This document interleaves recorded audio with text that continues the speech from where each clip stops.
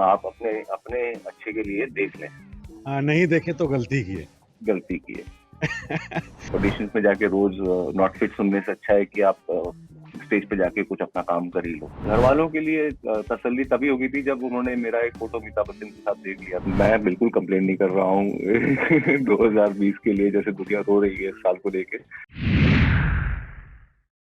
तो मिर्जापुर 2 आप सबने देख लिया होगा। हमारे साथ मिर्जापुर 2 के दो बड़े खास मेहमान हैं, बड़ा त्यागी और छोटा त्यागी। एक ही दिख रहे हैं सर, दूसरे कहाँ हैं? दूसरे चाय बना रहे हैं हमारे लिए। वेलकम, स्वागत है आपका विजय वर्मा। और जैसा कि मैंने बताया कि जब से गली बॉय रिलीज हुई थी, मिर्जापुर तो ऑफ कोर्स हम मिर्जापुर की वजह से मिल रहे हैं आज, तो तब से तलाश थी आपकी। और क्या खूबसूरत तब से आप काम कर रहे हैं लगातार। बहुत बहुत मुबारक हो आपसे। मिर्जापुर में भी आप काफ़ी छाए हुए हैं। तो सबसे थैंक यू पहले सो तो मच। मिर्जापुर की बात कर लेते हैं। ये एक कैंपेन भी चल रहा है। पहले मुझे बताया गया कि अगर नहीं देखा तो गलती की। तो ये पहले तो जरा इसके बारे में बता दीजिए, ये है क्या? जहाँ तक मैं समझ पा रहा हूँ इसको, जो लोग नहीं देखे हैं ना, हाँ, वो गलती इसलिए किए हैं क्योंकि वो चार दोस्तों से मिल नहीं पा रहे हैं, वीडियो कॉल पे बात नहीं कर पा रहे हैं, ऑनलाइन सोशल मीडिया पे जा नहीं पा रहे हैं लोग। वो उनको फोमो हो रहा है। सब जगह पे मिर्जापुर की चर्चा हो रही है उनके सर्कल में, और उनको समझ में नहीं आ रहा हो क्या रहा है, लोग उनको अवॉइड कर रहे हैं। तो इसलिए मैं कह रहा हूँ आप अपने अपने अच्छे के लिए देख लें। नहीं देखे तो गलती की है। गलती की है। तो विजय, ये कहाँ से, ये बिल्कुल ही डिफरेंट वर्ल्ड था आपके लिए मेरे ख्याल से। जो मोइन थे और या फिर जो बागी 3 वाले रोज थे, उन सब से बिल्कुल आप शायद हैदराबाद से ताल्लुक़ रखते हैं, और ये जी। बिल्कुल एक बिहार से जुड़ा कैरेक्टर है, जो बोलता भी वैसे है और बिहेव भी वैसे करता है। तो ये कहाँ से आया और क्या क्या पहला ब्रीफ दिया गया? पहला ब्रीफ तो यही था, गली बॉय रिलीज हुई उसकी कुछ एक हफ्ते बाद में मुझे मिर्जापुर के मेकर्स ने बोला कि आपको हम ले रहे हैं मिर्जापुर सीजन 2 में डबल रोल में। क्या बात है! मैंने कहा चलो साइन करवा लो, इससे पहले कि आपका या मेरा दिमाग बदले। तो तुरंत हाँ हाँ हो गई और काम चालू किया गया। इस न्यूज को मैंने 1.5 साल तक छुपा के रखा अपने सीने में। मेरी कास्टिंग का और डबल रोल का लोगों को पता नहीं था। ये सरप्राइज देना चाहते थे हम, और करने में बहुत मजा आया। और ये बता दीजिए, ये हालांकि हिंट तो दे ही दिया और मोर और लेस क्लियर ही है कि ये कौन से भाई टपक गए हैं? बड़े हैं बचे हुए या छोटे हैं बचे हुए? इसमें एक पोस्ट क्रेडिट सीन है जो क्रेडिट के बाद में आता है। उसमें एक हल्का सा हिंट छोड़ा है ताकि लोगों का एक्साइटमेंट बना रहे अगले सीजन के लिए। मतलब आपने कसम खाई है कि मैं नहीं बताऊंगा, वो आखिरी सीन देख लो फिर से और हिंट समझ लो। हाँ, मुझे यही ये है।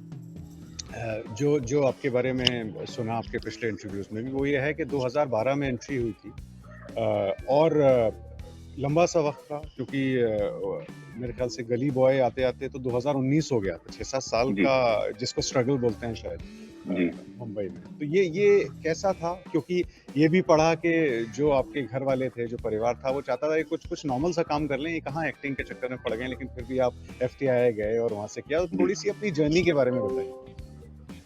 तो 2000 मैं ये Y2K जब हुआ था तब से मेरी इच्छा थी कि मैं एक्टर बन जाऊं, लेकिन कुछ साल मुझे लग गए अपने आप को भी कन्विंस करने में कि मैं कर सकता हूं।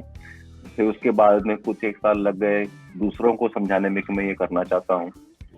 उसमें काफी समय निकल गया। फिर किसी तरह से FTI में मैंने सीट अपनी पुख्ता कर ली, और क्योंकि लोग कन्विंस नहीं थे, तो मैंने फीस का जुगाड़ कहीं और से किया और मैं भाग गया घर से। फिर मैंने ट्रेनिंग ली और फिर मैं बम्बई आ गया, और यहाँ पर मैं स्टेज करता रहा मिस्टर टॉम वॉल्टर जी के साथ में। तो स्टेज करने का एक ही था कि ट्रेनिंग बनी रहे और पॉलिश्ड होते रहे, और ये ऑडिशंस में जाके रोज नॉट फिट सुनने से अच्छा है कि आप स्टेज पे जाके कुछ अपना काम कर ही लो।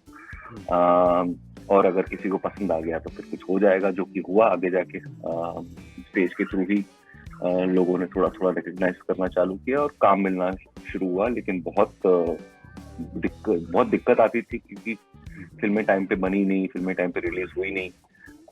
तो काफी साल इसमें निकल गए। काम में करता रहा लगातार। आप, मुझे याद है, और पिंक में ऑफ कोर्स थे, लेकिन लेकिन वो जो जिसको कहते हैं ना कि ब्रेक इवन जो हुआ और जिसको सबसे पहचान मिली वो तो शायद गली बॉय ही रही। गली बॉय की वजह से काफी फोरफ्रंट में आ गया था। तो वो ज़ाहिर है गली बॉय से इतना मशहूर गाना भी था कि अपना टाइम आ गया और आपका तो टाइम आ ही गया। हाँ वो कौन सा रिएक्शन था पेरेंट्स का जब पहली बार, क्योंकि गली boy was became so big, या बहुत दूर तक गई, तो क्योंकि वो एक पूरा पास था आपका जो वो तैयार नहीं थी और फिर गली बॉय से यू आर राइट, तो क्या तो क्या चीज। गली boy personally for my career was very beneficial, बहुत मुझे उसका लाभ मिला। लेकिन घर वालों के लिए तसल्ली तभी होगी थी जब उन्होंने मेरा एक फोटो अमिताभ बच्चन के साथ देख लिया था। उनके लिए तभी आपका हो जाता है कि ये तो चलो इसका हो गया, ये निकल गया, इसकी गाड़ी चल पड़ी है। तो पिंक जब मैंने की थी और तो तो इतने आइकॉनिक फिगर है एक, सबके जहन में, हर परिवार के हर आदमी के जहन में इतनी तरह उतर चुके हैं बच्चन साहब, और इतना बड़ा नाम है उनका कि उनके साथ अगर आपका नाम जुड़ जाए तो काफी लोगों को लगता है कि आपने, मतलब एक तीर्थ है वो अपने आप में कि आपने कर लिया ये वाला। 2020 में सबके काम बंद हो गए विजय, लेकिन विजय वर्मा जो हैं वो शी रही उनकी, उसके बाद सुटेबल बॉय रहा, उसके साथ ही पे मिर्जापुर 2, मतलब 2020 तो मुझे लगता है सबसे अच्छा साल है। हाँ, सबसे ज्यादा मेरा काम 2020 के लोगों तक पहुंचा है। शी आई, फिर बम्फाड़ आई, फिर यारा आई, हाँ, फिर इस साल के बिगिनिंग में घोस्ट स्टोरीज आई। तो 6-7 प्रोजेक्ट मेरे लोगों तक पहुंच गए हैं कुछ एक महीनों में ही। तो मैं बिल्कुल कंप्लेन नहीं कर रहा हूँ 2020 के लिए, जैसे दुनिया रो रही है इस साल को लेके। मुझे लग रहा है कि एज व्यूअर्स हम भी कंप्लेन नहीं कर रहे हैं विजय, मतलब हम लगातार चाहते हैं आप स्क्रीन पे कुछ ना कुछ करते रहें। मिर्जापुर थैंक किस यू। तरह आपके दूसरे रोल से अलग है? पहला डबल रोल है ये, सबसे बड़ा एक नयापन है। बिहारी कैरेक्टर मैंने पहली बार प्ले किया है, और इतना हिट और पॉपुलर सीरीज में एक कैरेक्टर का इंट्रोडक्शन, और इस तरीके का जो प्यार हम तक पहुंच रहा है, ये अनपैरेलल्ड है। गली बॉय में भी इस तरह का ऑडियंस का रिस्पॉन्स नहीं होता है, क्योंकि मिर्जापुर के जो फैंस है ना, वो आपको अपना मना लेते हैं। वो मान के चलते हैं कि आप उनके हैं। तो उनका प्यार करने का तरीका, इजहार करने का तरीका थोड़ा सा एकदम अग्रेसिव है। तो बिल्कुल सही कह रहे हैं आप, क्योंकि जो भी पुरानी ऐसी कोई फिल्म है जो आइकॉनिक बन गई है, उस एक फिल्म से या उस एक सीरियल से ना बहुत सारे कैरेक्टर्स के नाम लोगों को याद रहते हैं। आई थिंक मिर्जापुर उसी जगह पहुंच चुका है, क्योंकि इतने कैरेक्टर्स हैं लोगों के। अब आपका अभी इंट्रोडक्शन हो गया सीजन 2 में, मुझे लगता है सीजन 3 में तो और धमाका होने वाला है, क्योंकि वो सीजन 2 खत्म ही आप पर हुआ है सब कुछ। तो क्या होने वाला है सीजन 3 में, अगर थोड़ा सा हिंट दे दें, बाकी तो मना किया होगा प्रोड्यूसर्स ने आपको। हाँ, अभी तक तो हम तक स्क्रिप्ट पहुंची नहीं है आगे की, और कब होगा कैसे होगा किसी को कुछ पता नहीं है। ये सारी चीजें बिहाइंड क्लोज डोर्स होती है, और हमको एंट्री तभी मिलती है जब हमारी जरूरत हो। लेकिन इतना तो पता ही है कि लोगों के एक्सपेक्टेशंस हाई होते हैं, तो लोग ज्यादा मेहनत करते हैं मेकर्स कि ऐसा कुछ दें कि लोगों के एक्सपेक्टेशंस को मीट कर सके और सरपास कर सके। अब दुनिया भी खुल रही है, फिल्म की शूटिंग भी शुरू हो जाएगी, तो अगले किन फिल्मों में देख पाएंगे विजय आपको? एक फॉलन करके एक शो है, फॉलन नाम का, जो रीमा काकती जी डायरेक्ट कर रही हैं सोनाक्षी सिन्हा के साथ। उसमें मेरा एक बहुत ज्यादा प्रमुख भूमिका है। और हुड़दंग नाम की एक फिल्म है, उसमें दिखूंगा, और भी कुछ आएगा। ये जो भी ओटीटी का पूरा रेवोल्यूशन आया है दुनिया भर में, इससे आपको लगता है कि वो जो प्रेशर हुआ करता था कि अगर लीड रोल है तो ओपनिंग मिलनी चाहिए, वो प्रेशर हट गया और बेटर कंटेंट आ रहा है इसकी वजह से? हाँ, बॉक्स ऑफिस फिगर्स का प्रेशर तो एकदम स्ट्रीमिंग सर्विसेज ने ले लिया है मेकर्स से और एक्टर्स से, जो कि बहुत ही ज्यादा हेल्दी प्रैक्टिस है मेरे हिसाब से। लेकिन बड़े पर्दे पे फिल्म देखने का मजा, या बड़े पर्दे पे अपनी फिल्म देखने का मजा भी होता है, तो उसका भी इंतजार कर रहा हूँ मैं कि कब खुले और कब अथॉरिटी सबको full fledged movie watching experience का दोबारा एक मजा दे। लेकिन आई थिंक वो बॉक्स ऑफिस फिगर्स को डिस्कस करने वाली जो प्रैक्टिस थी, वो काफी अच्छी सकारात्मक प्रैक्टिस नहीं थी।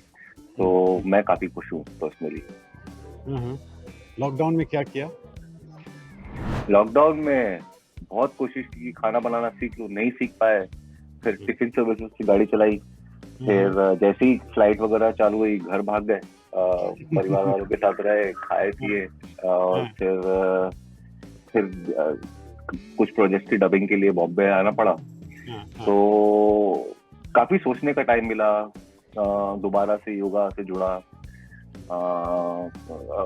किताबों से, कहानियों से, कविताओं से फिर से जुड़ना हुआ। टाइम था हाथ में। तो आप लिखते भी हैं विजय?